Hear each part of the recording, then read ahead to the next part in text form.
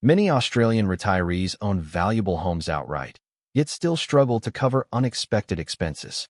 A person may live in a mortgage-free property worth hundreds of thousands of dollars and still worry about paying for car repairs, home maintenance, or medical costs.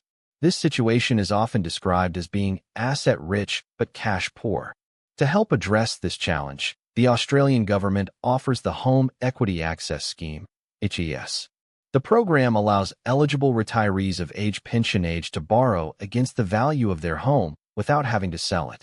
Funds can be received as regular fortnightly payments, a lump sum, or a combination of both. Unlike traditional loans, repayments are generally not required while the participant continues living in the property.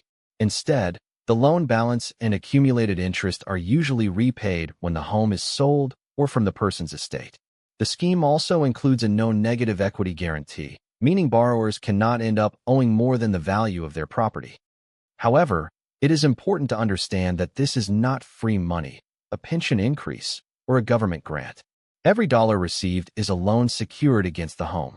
Although the interest rate is lower than many commercial reverse mortgages, interest continues to compound over time, which can significantly increase the total amount owed.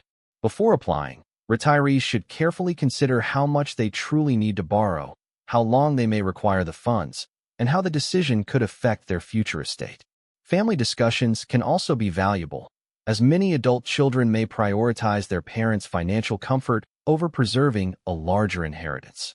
For the right retiree, the Home Equity Access Scheme can provide greater financial flexibility and peace of mind. However, understanding the long-term costs and seeking professional advice before making a decision is essential.